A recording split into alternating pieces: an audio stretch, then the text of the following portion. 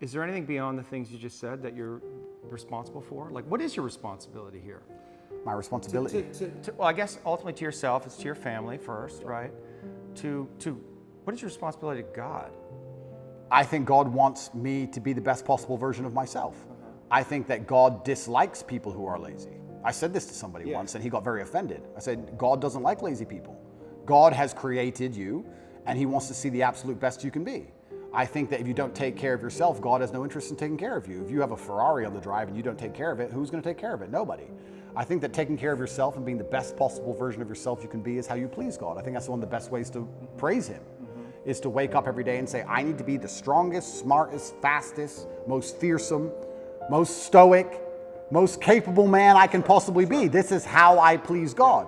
So I think your duty to God is also these things. And that's another massive source of strength that I get. When I'm alone in a jail cell, I understand that God is still watching and God would be unhappy if I couldn't handle it. I don't think, maybe we can talk about God, or we can also talk just about basic cosmic balance. I don't believe you can become the most famous man on the planet calling yourself the top G without the universe testing if you're really about it. I don't think you're going to get to a point where the universe, whatever you want to call it, is going to say, is he really the top G? And you're going to have to prove it. If you walk through life and say, I'm made of iron, I'm Mr. Tough Guy, sooner or later someone's going to check you and find out if you are or not. So when I was doing this for a very long time, I wasn't ignorant to the fact that something's going to come along and see if I am who I am. So when I'm sitting in a jail cell by myself with cockroaches all over the floor, I'm like, okay, this is my chance to show I'm not full of shit. Was I full of shit? No, I wasn't.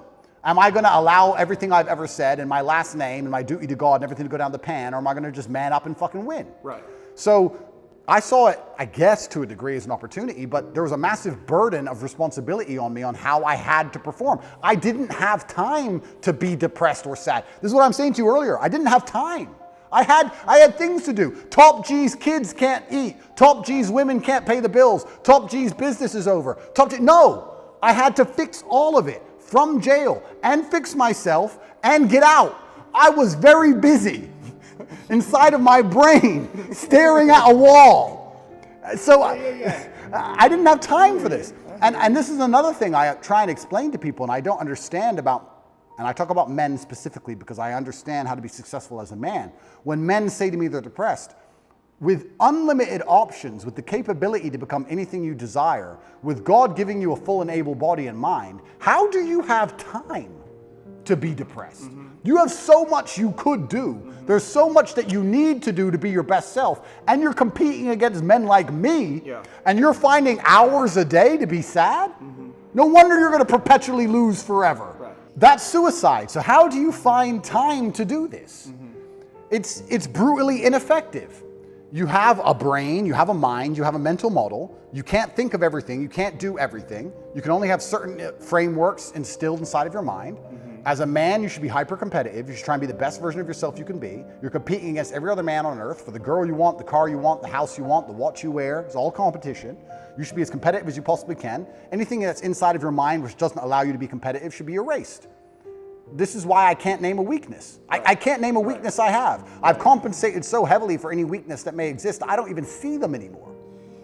Is your belief in God tied into this concept that we talked about, that what's useful is more important than what's true, or better than what's true? So do we know that God exists? I mean, we don't know, but it's useful to believe in God.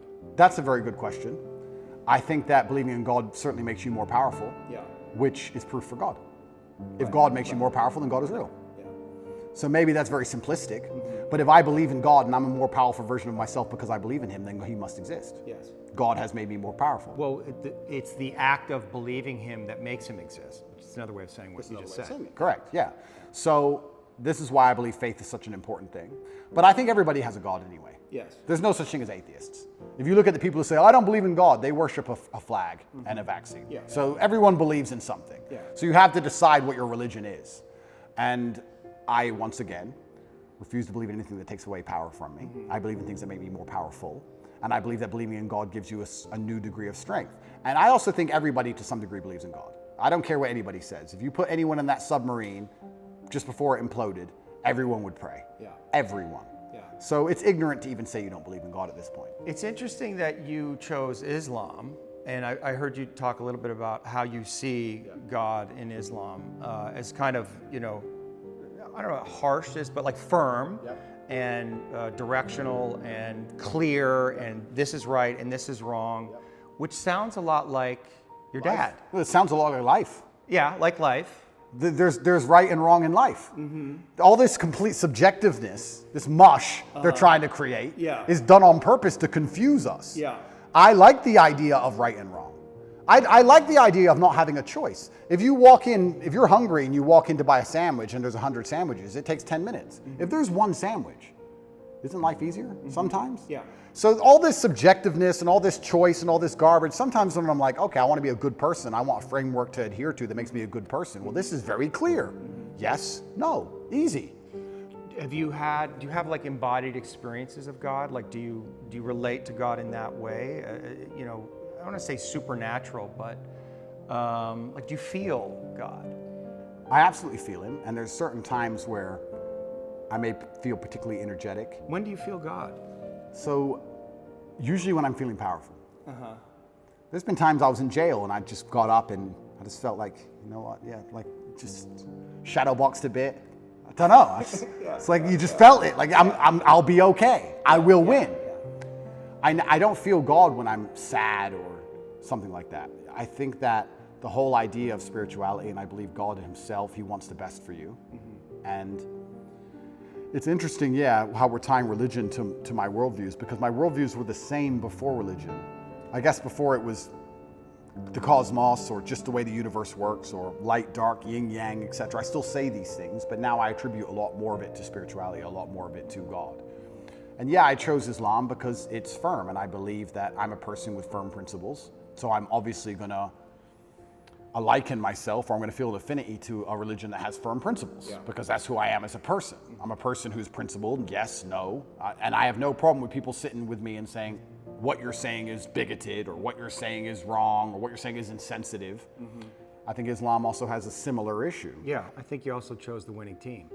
Oh, it's completely the winning team. I mean, it's the winning team because it's the winning team, and I didn't choose it because it's the winning team. It's just the winning team because it has principles. Yeah, I agree. And unfortunately, when you have no principles, if you don't believe in it, if you have no hard line, if you'll accept anything, then you don't believe in anything. As soon as you'll accept anything, then you have no hardcore beliefs. If you have any set of principles, or you have any things you believe in, there's going to end up being a barrier, and the people who fall outside of those barriers are going to be offended by it. That's the reality of it. If you have a religion or a belief system that doesn't offend anybody, then it's not a religious or belief system. That's my view. So I chose the winning team because I think more and more people are starting to understand how important God is in society. This is the first time in human history we're testing society without God. And what do we have? We have evil. We have Satanism. We have degeneracy. And I think that most people are starting to understand that God is really needed. When I was young, I used to make fun of Bible bashers. I used to make fun of them. And now I'm like, we need more. Where are they? We need more Bible bashers. So, and I guess I certainly feel more powerful since I've reverted, but I always felt powerful anyway. But I guess now, instead of just believing it's the cosmic nature of the universe, or let me change that. I always felt a strong affinity to my last name and my ancestors. So I always had to a degree, a spiritual aspect to where I got my strength. I always felt like, well, my dad is watching me, or my ancestors tried very hard for me to be born, so I can't disappoint them. So I've always had this spiritualistic side. Like, imagine the disappointment my ancestors would feel if they fought saber-toothed tigers and survived World War II and went through all the garbage they went through just for my father to be born, and then he suffered like he suffered to raise me, for me to be raised and become the most famous man in the world and call myself top G and then cry when I went to jail. What am I? What kind of bitch? What am I going to go, wah? No, I go to jail with my head held high, and if they put me in jail for the next 20 years, I'll walk in there with my head held high. And if anybody sees me, I'm not going to be a broken man. I refuse to be a broken man. It's disrespectful to everybody who ever died or tried hard for me to be raised, for me to emerge from this difficulty as a broken person. That's absolutely and utterly selfish. When a man sits and says to me he's broken or he's depressed or he's sad, etc., that's selfishness. You have shit to do. And you have people to be respectful to, including people who are no longer here. I don't have time. They can put me in solitary confinement for 20 years, and when I walk out of there, and the first podcast I do, I refuse to be called broken. I refuse. And that's because I feel like I had a duty to my ancestors. And now I feel like I have a duty to my ancestors and a duty to God. So I've always felt that. And I assume you feel like you're fulfilling your duty, that your father would be proud of you? I absolutely believe he'd be extremely proud of me. I think I'm doing the best I can possibly do. And there's something that people say, you tried your best. And that's true. But a lot of people overuse it. People say, oh, well, you didn't get it, but you tried your best. 99% of the time, they didn't try their best. People don't actually try very hard for things anymore. I am truly, genuinely trying my best. I don't waste a minute of my day. Before this podcast, as I set up cameras, I'm working. I don't waste a minute of my day. I do not miss a training session. I do not miss an email. I do not make mistakes. I'm on it. So I'm trying my absolute best. If I fail for the first time in human history, then I failed. But at least I get the satisfaction in my heart of knowing I actually really tried my best. Most people don't get to get that satisfaction because they know deep down they could have tried a bit harder. Whereas if I end up in jail, I'll be like, Andrew, you did everything you could have done. So that gives you a level of peace. I did my best. My ancestors are proud of me. God is proud of me. I did my absolute best. I couldn't have possibly done better. And I got hit with a lucky punch, and that's life. And all I can do is just smile regardless. Are your oration skills, is that an art, do you think? I think that if you don't have the ability to make other people understand exactly what you think, that you're going to struggle. But is it an art? Like when I watched you with PBD and you got in these zones, and you do it all the time. I mean, you're doing it right now. You get in these zones where it's just like you're just flowing. I mean, it's almost, you could say it's a God state, right? It's a flow state, and it must feel really good. It does. Yeah, like it feels good that you never run out of things to say, and it feels good that I already have 10 things I want to say lined up before I say the first ones. And you know how to say them perfectly, and your voice is clear and resonant, and you're embodied in it. It's a skill. It's a skill. Well, but it's almost like an art, because I was watching you and I was thinking, this is like watching, Charlie Parker play the sax or Michael Jordan play basketball. I mean, you really, and people might say, oh, those are exaggerations, but I don't think so. I don't know that I've seen somebody who's able to do what you do. But that's emotional. So we'll talk about how I'm actually quite a sensitive person. Yeah. I think the reason people believe what I say is because they can feel that I feel when I talk. Yes. And it's because I feel things. Yes. So I'm not a cold person at all. I'm just a person with a lot of emotion that I try and control and channel in the correct directions. But I think that, yes, it's a superpower to a degree. Well, I think that's why one of the reasons that people are so drawn to you, because you let whatever wants to come through. And it's also why so many people hate me. Yeah, of course. Because there's no light without dark. Yeah. There's no joy without pain. You can't have a rainbow without little rain. That's how it goes. So I think that it's definitely a superpower for life. It's something I'd encourage every man to learn how to do. Yeah. It's certainly something worth practicing. It's the reason I don't learn another language, because I haven't mastered English yet. Right. So I refuse to learn another language. Yeah. I can't imagine me and my personality and Andrew Tate stuttering in Spanish. It'd just be like, what is this garbage? Yeah. Yeah. So I don't have time. Yeah. So I will only speak English for the rest of my human years. That's it, because I have not learned every word in the dictionary yet. Yeah. But yeah, I guess to a degree it's a superpower. It's extremely beneficial in all aspects of life, especially relationships. I'm not gonna lie. I don't argue with women very often, because any woman who respects me and listens to me, I can very quickly and compendiously explain exactly why I'm correct. It's maybe the most powerful skill. The most powerful thing about it is there's two levels to it. One, making people understand exactly what you think. Yes. And the second one is making them think what you think. Right. And if you can do the second one. Do you like to make people think what you think? Because you have a lot of influence. Yeah. And that's got to feel good. You're influencing people. You have this worldview. It's a powerful worldview. It's got all these things, and so you want to influence other people in some way to adopt that. I think that charity, even of itself, I think charity is probably one of the most selfish things you can do, which most people say, I'm giving money. I give $25 million a year. There's a website, tatepledge.com, you can see it. And I feed children all across war-torn countries, mainly in the Islamic world and in Africa. Am I doing that for the children? Yes. But I also feel great. I feel good for doing that. Of course. Yeah. So it's not a selfless act. No, nothing selfless. Nothing selfless. And it shouldn't be. And it shouldn't be, that's right. So when I'm helping all these people out here, I'm not doing it because I'm some philanthropist. I feel good helping people, and people sending me emails saying, you changed my life. I feel good about it. I'm not gonna sit here and pretend I'm just Mr. Philanthropist and I just care about the world. No, I like helping people because I feel good about doing it. It makes me feel good inside, which is why I do it.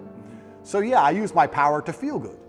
And I think the easiest way to feel good is to make others feel good. I believe that humans exist that way, and I think that's why we're societal animals. Even in jail, when I felt my worst, my goal was to make someone else smile. Because if I can make someone else smile, I would smile. So on my worst days, I was my most charming, my most energetic, my most interesting, my most talkative. Yeah. I was happiest on my worst day because I decided that's how I have to be to stop myself feeling bad, because I decided. I also feel like, it's kind of interesting. No one's emotionless, and I certainly feel things. And I'm going to come up with a theory, which you're going to call complete garbage, because I am not qualified, but this is my theory. Yeah, go for it. I believe that emotional energy is a lot like a bucket of water. You have all this emotional energy, right? You have a bucket of water. And then you have a bunch of different holes you can pour it down.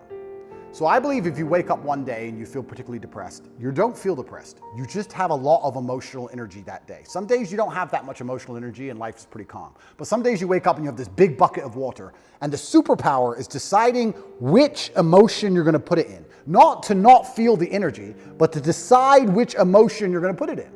And I think that's my superpower. I don't have the superpower of being able to stop myself feeling things. Yeah. I have the superpower of being able to choose how I use that energy and what I decide to feel. And then if you want to be hyper successful as a person, you have to be very careful to avoid the happy hole. Because happy is what everyone thinks they would choose. If you had this emotional energy and could choose any emotion, you'd choose happy. But if you choose happy, you don't get much done. What do you choose? I choose, if I had to choose how I wanted to feel all the time, I would choose proud. And proud means you have to work. Proud means you have to do things. You have to achieve things. If you want to be proud and be realistic, you have to do fantastic things. So my default favorite emotion is proud. Right. That's how I'm happiest when I feel proud about anything. Well, and the organism releases dopamine in the brain when we do hard work. Which is to why I accomplish have to tasks. win. I have to win all the time. I love proud. To feel good. You do it To feel good. I don't like happy. If I feel happy, giddish happiness like a child or like a females usually default to happy. They don't care how they get there. They just want to get there. Right. They just want to feel happy. Right. I avoid the happy hole because I think people who are desperate to only feel happy are the ones who are addicts. Gambling addicts, drug addicts, drink too much, do dumb shit. It's all temporary, no delayed gratification. That's how you destroy your life, choosing the happy hole. So we were talking earlier about jail and how when I felt particularly bad, I'd wake up with a whole bunch of emotional energy. It's unchanneled, it's a bit wild, so I guess that can be perceived as sad you're out of or your depressed. routine, You're out of your routine. So I would sit and go, okay, I have all this emotional energy today, where am I going to put it? And I'd put it in a place where perhaps on that day I might feel happy, or perhaps I'd choose something else, but I would try my very best to take all the energy and put it into a place where feeling that emotion was the most competitive emotion, or was the perfect emotion for me to be as competitive as possible in that particular scenario. So yeah, on days where I woke up and I felt a little bit sad, I'd be like, okay, I'm going to turn the charm on today. I'm going to make everybody laugh. Right. And by the end of the day, I felt fantastic. Do you think God wants to break you? If God wants to break me, he's going to do it. Because we said, wants- right, yeah, the hero's maybe he journey, wants there to. must be death and rebirth. So what, like something, you have to be broken. At some point, you must be broken. You can't fulfill your mission without being broken. And whatever that is, it has to terrify you. But can't I be semi-broken or semi-close to broken and back from the edge? Back from the edge? Death and rebirth. That's the archetype, right? And what does that require? It means going into the cave and facing your dragon, which is your deepest fear, and feeling like it's going to kill you, and then entering into the void of nothingness, and then coming out the other side, reborn. And in that place where you're reborn, you're going to know things that you did not know sitting right here. And you're going to have a much bigger perspective, right? I mean, you agree with that template, right? I agree with it, but I feel like I can just, I don't feel like Get around that? Not get around it, but I don't ever have to fully die.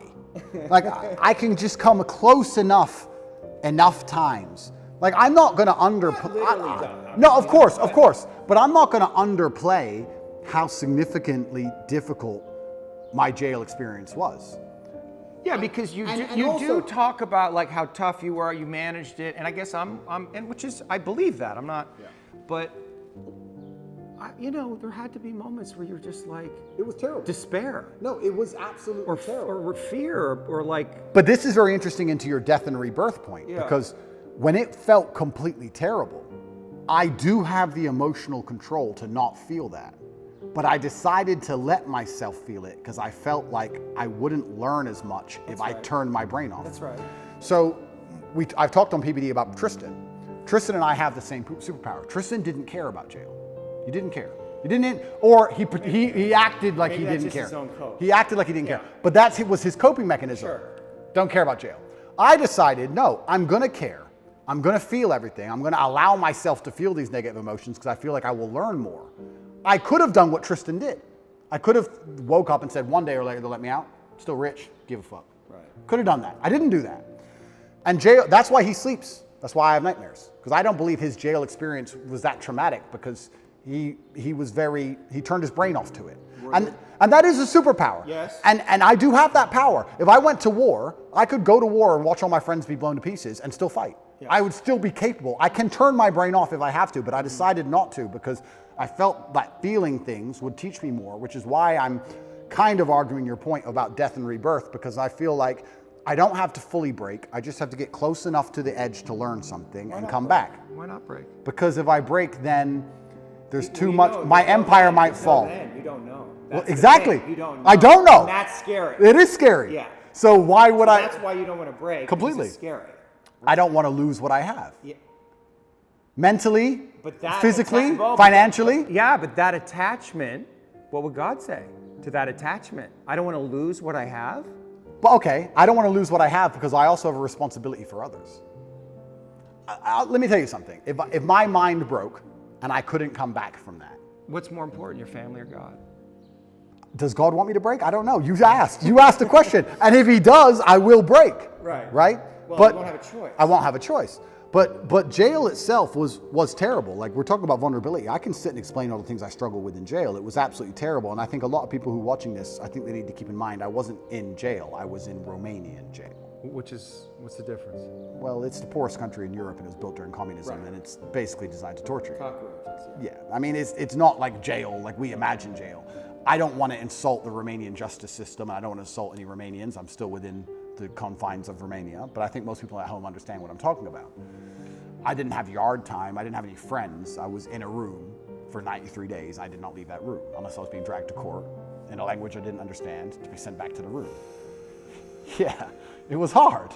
I did a 4-day vision quest, 4 days, 4 nights, no food or water, out in the mountains, like in a restricted area, like just like a prison cell. And that took me to my end. So I can't even imagine 93 days. Yeah, I mean, it's terrible. And you don't know how long you're going to be in there for. Yeah. And you have no control over anything. And you don't sleep very well. People think you just sleep it off, but you can't. The jail is very loud. There's a lot of distressed people in there, a lot of upset people. The energy is sad. Yeah, it's a bad place to be. But I knew that my only option was to deal with it. So I knew that not handling it wasn't an option. So if not handling it's not an option, the only option left is handling it. So you just have to find the best way to do it. Yeah. And I certainly allowed myself to feel a lot of emotions in there that I could have probably blocked out so that I could learn as many lessons as possible. And I've learned a lot of things.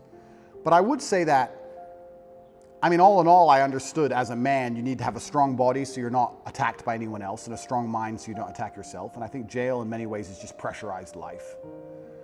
And if you feel a little bit angry outside of jail, you'll be very angry in jail. It's pressurized life, and you can't distract yourself with anything.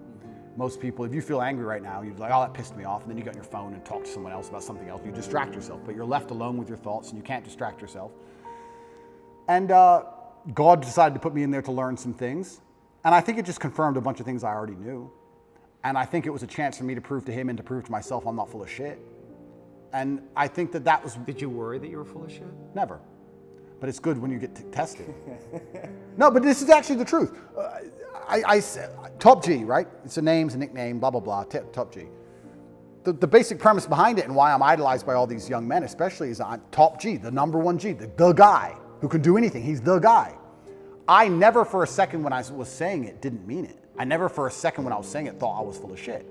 So God was like, okay, let's find out if he's full of shit. Right. And I was placed there, and I said, all right, this is a chance for me to prove to myself and prove to God and prove to the man watching to the prison guards and prove to everyone else, my ancestors, that I'm not full of shit. I had a sense of duty in there, and I feel like I performed it exceptionally. And it doesn't matter if they kept me in there for 3 months or 3 years or 30 years. I have to perform. That's who I am, and I will default to rationalizing, as you said, whatever it takes. I will come up with any rationale, and I will say it in any way which is interesting and engaging and convincing enough to the outside world and to myself to install it in my brain that allows me to compete. That's just what I'm going to do, because I don't want to lose anything ever. Yeah. And life, perhaps if we want to extrapolate this out, perhaps God's trying to break all of us. Maybe life is a big competition of who breaks last. I would actually argue, and I said this before, that the number one indicator of a man's success is his ability to deal with stress. I don't think it's IQ.